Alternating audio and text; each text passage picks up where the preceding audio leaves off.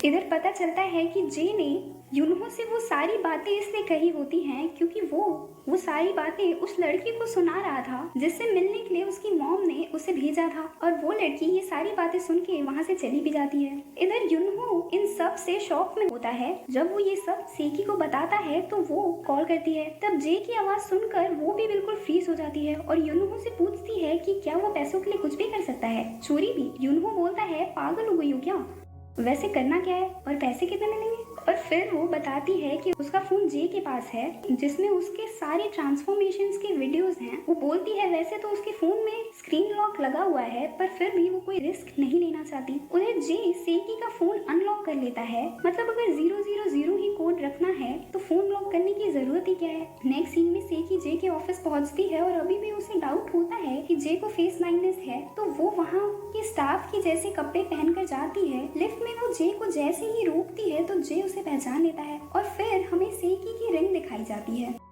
और शायद उसी वजह से जे ने उसे पहचाना होगा। बाद में जे को पता चलता है कि किसी ने उसकी और सेकी की एयरपोर्ट वाली फोटोज लीक कर दी हैं, जिसकी वजह से हर तरफ यही न्यूज चल रही है कि शायद जे और सेकी डेट कर रहे हैं। इधर सेकी जब वापस आ रही होती है तो रास्ते में उसे ढेर सारे लोग रोक लेते हैं और उसे जे को डेट करने के बारे में पूछने लगते हैं। तभी वहाँ जे आ जाता है और कहता है कि वो जान चुका है कि सेकी का क्या सीक्रेट है, क्योंकि उसे हमेशा उसके सारे ट्रांसफॉर्मेशंस में सेकी ही दिखाई देती है और सेकी सोच रही होती है कि ये कैसे पॉसिबल है। बाद में सेकी के घर के बाहर मीडिया होने की वजह से वो दोनों यूनहो के घर जाते हैं।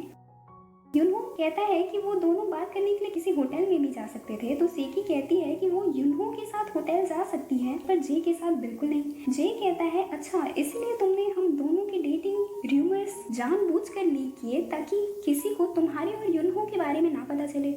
लेकिन सेकी को इन सब में इंटरेस्ट नहीं होता। उसे तो ये जानना था कि जे ने उसे इतने सारे लोगों के बीच कैसे पहचान लिया और कल उसने उस फोटो में उसे कैसे पहचाना, जबकि वो श्योर है कि उसे फेस ब्लाइंडनेस है। जे फेस ब्लाइंडनेस वाली बात साफ मना कर देता है। फिर सेकी को उसके फोन का वो वीडियो दिखाता है जिसमें सेकी के सारे ट्रांसफॉर्मेशन होते हैं और अब सेकी कर भी क्या सकती थी। बाद में जे के ग्रैंडपा उसे डांटते हुए बोलते हैं कि अगर ऐसा ही चलता रहा तो वो सारा को कंपनी का ओनर बना देंगे। इधर सेकी और वूमी अपना मूड लाइट करने के लिए यूनहो की मॉम के साथ कुछ गेम्स खेल रही होती हैं और बेचारा यूनहो पूरे घर का काम कर रहा होता है। और जब डोर बेल बजती है तो वो लोग उसे ही डोर खोलने के लिए ऑर्डर कर देती हैं और डोर पर होता है जे, जो कि सेकी से मिलने आया होता है। वो सेकी से मीडिया को सब कुछ सच बताने के लिए बोलता है कि वो दोनों डेट नहीं कर रहे हैं, पर सेकी कहती है कि अब उसे कोई फर्क नहीं पड़ता क्योंकि लोग वैसे भी उसे पागल समझते थे, ऐसे भी समझ रहे हैं। वो कहती है कि लेकिन इन सब से जे को बहुत प्रॉब्लम हो सकती है। जे कहता है कि इन सब से उसे कोई प्रॉब्लम नहीं होगी, बल्कि प्रॉब्लम उसकी कंपनी को होगी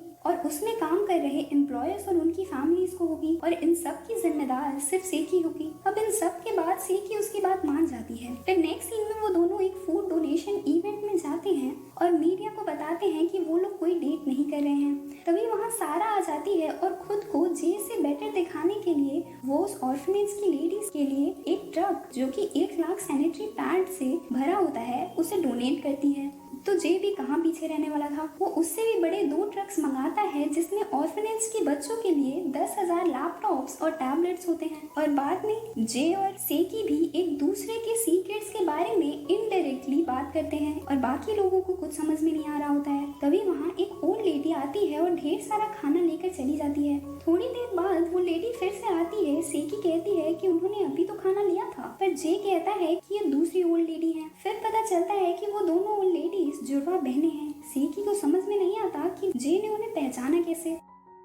बाद में जे और सारा के बीच में फिर से कोई आर्ग्यूमेंट हो जाती है और सारा गुस्से में ऑर्फनेज की प्लेट्स तोड़ देती है। उधर सेकी जे से बात करने की कोशिश करती है पर सारा की वजह से वो कर नहीं पाती। तभी वो देखती है यूनहो को जिसके साथ ऑर्फनेज की सारी लेडीज सेल्फी ले रही होती हैं। वूमी कहती है कि उसे सेकी की जगह यूनहो को ही सेलिब्रिटी बनाना चाहिए था क्योंकि उसके लुक्स बिल्कुल रिफ्रेशिंग एनर्जी ड्रिंक के जैसे हैं।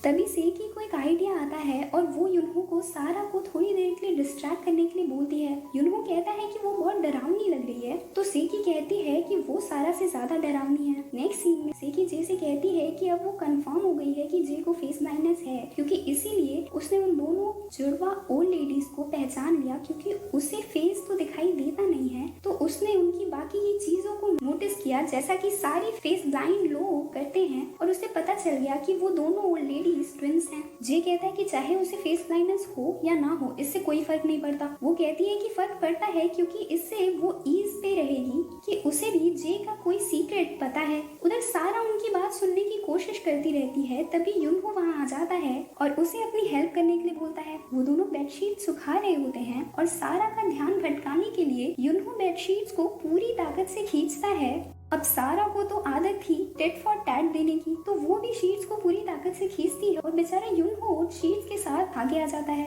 सारा कहती है कि कौन सा लड़का इतना कमजोर होता है, तो वो कहता है कि वो बस कमजोर होने की एक्टिंग कर रहा था। इधर जे सेकी को वार्निंग देता है तो वो कहती है कि वो अपनी ट्रांसफॉर्मेशन से वैसे ही इतनी डरी हुई है कि अब उसे और किसी चीज से डर नहीं लगता। तभी वो एक पुअर लेडी को एक ट्रक के सामने आते हुए देखती है और उसे बचाने जाती है। तभी जे आता है और उन दोनों को पुश कर देता है और वो तीनों बच जाते हैं। पर जे इन सब से बिल्कुल फ्रीज हो जाता है और उसे अपने पहले का एक्सीडेंट याद आ जाता है और वो सेकी के हाथ से खून आते हुए देखकर और भी ज्यादा पैनिक हो जाता है। बाद में सेकी को पता चलता है कि उस लेडी के बच्चे का वहाँ एक्सीडेंट हो गया था, इसलिए वो ऐसी हो गई है। बाद में सेकी घर आती है और उस रूम में बैठी होती है जहाँ उसके सारे ट्रांसफॉर्मेशंस की पिक्चर्स होती हैं और फिर वो सोचती है कि जे अचानक उसकी तरफ इतना काइंड कैसे हो गया। उधर जे सेकी के ट्रांसफॉर्मेशन के बारे में सोच रहा होता है कि क्या ये सब सच हो सकता है। दूसरे दिन युनहो एक कैफे में पार्ट टाइम जॉब कर रहा होता है।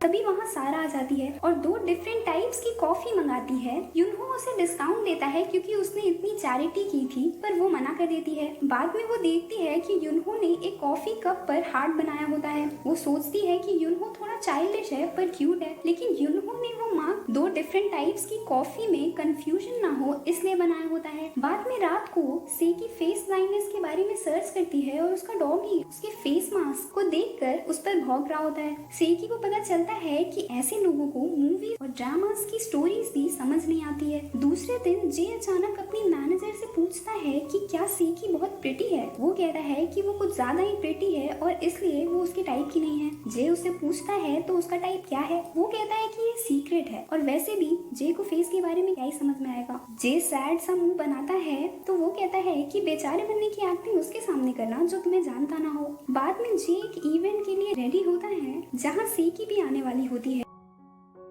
और वो मिरर में देखकर सेकी से फ्रेंडशिप करने की प्रैक्टिस कर रहा होता है। फिर दूसरे दिन इवेंट पर जे को उसका मैनेजर सारे इम्पोर्टेंट गेस्ट के कपड़ों के बारे में बताता है ताकि जे सबको पहचान सके। पर फिर एक इम्पोर्टेंट गेस्ट की जैकेट पर सॉफ्ट ड्रिंक गिर जाती है तो वो उसे चेंज कर देते हैं और फिर इवेंट के टाइम पर वो जे से मिलते हैं तो वो उन्हें बिल्कुल पहचान ही नहीं रहा होता है और सबको लगता है कि अब सिचुएशन बहुत खराब होने वाली है। पर तभी सेकी बीच में आ जाती है और उन गेस्ट से कहती है कि उसने उन्हें कहीं तो देखा है, शायद वो उसके कोई पुराने फ्रेंड हैं। तो वो उसे अपना नाम बताते हैं और सिचुएशन कंट्रोल में आ जाती है। जे सेकी को थैंकफुल आंखों से देख रहा होता है पर सेकी वही पुराना डायलॉग बोलती है कि अगर जे की जगह कोई और भी होता तो वो उसकी भी हेल्प ऐसे ही करती। तो जे सोच रहा होता है कि सेकी काफी ब्रेव है। बाद में जे अचानक सेकी के पास जाता है और कहता है कि क्या वो आज रात उसके रूम में रह सकती है और सेकी बिल्कुल शॉक हो जाती है।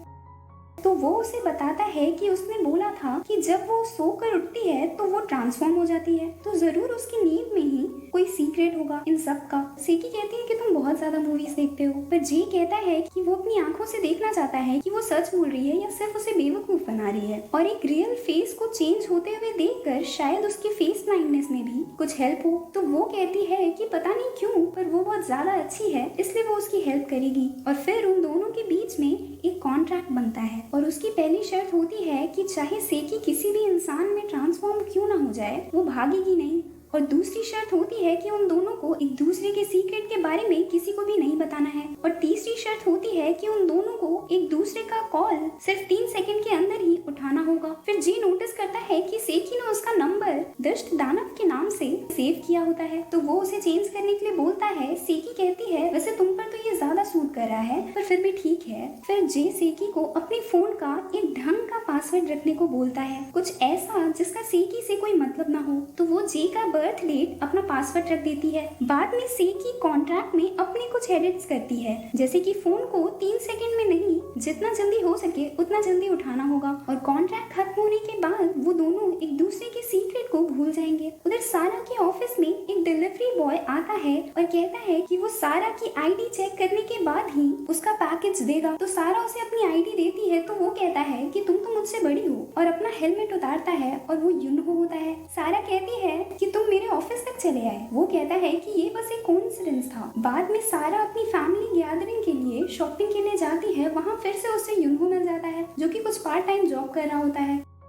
सारा कहती है कि तुम मेरा पीछा कर रहे हो। वो कहता है कि उसे लगता है कि सारा उसका पीछा कर रही है क्योंकि वो जहाँ भी जॉब के लिए जाता है सारा वहीं चली आती है। नेक्स्ट सीन में फैमिली गैदरिंग पर जे के स्टेप फादर को दिखाया जाता है जो कि एक रिसर्च प्रोफेसर होते हैं। जे के ग्रैंडपा उसे एक कार गिफ्ट करते हैं तो वो कहता है कि उन्होंने पिछले हफ्ते ही तो उसे एक नई कार दी थी। तो ग्रैंडपा कहते हैं कि एक कार कंपनी का ओनर उनसे बहुत रिक्वेस्ट कर रहा था तो वो सिर्फ एक कार कैसे खरीद सकते थे। जे उन्हें फालतू में पैसे वेस्ट करने के लिए मना करता है तो वो उस पर ही चिल्लाने लगते हैं। नेक्स्ट सीन में दिखाया जाता है कि सेकी एक मूवी डेस्परेटली करना चाहती है क्योंकि उसके डायरेक्टर मिस्टर पार्क हैं जिन्होंने उसके एक्टिंग करियर में उसे बहुत सपोर्ट किया था और वो उन्हें अपने डैड की तरह मानती है। पर उसके बार बार भागने की वजह से डायरेक्टर पार्क ने वो मूवी उसकी राइवल एक्ट्रेस को दे दी, जिसकी वजह से वो काफी सैड होती है। वो अपने फ्रेंड्स के साथ एक शॉप में बैठी होती है तभी एक बॉयज का ग्रुप ये डिस्कस कर रहे होते हैं कि उन्हें कोल्ड ड्रिंक कौन से ब्रांड की लेनी चाहिए, सेकी के ब्रांड की या उसके राइवल एक्ट्रेस की ब्रांड की। तो सेकी के फ्रेंड्स चिल्ला चिल्ला कर सेकी की तारीफ करने लगते हैं। पर इन सब से सेकी का मूड ठीक नहीं होता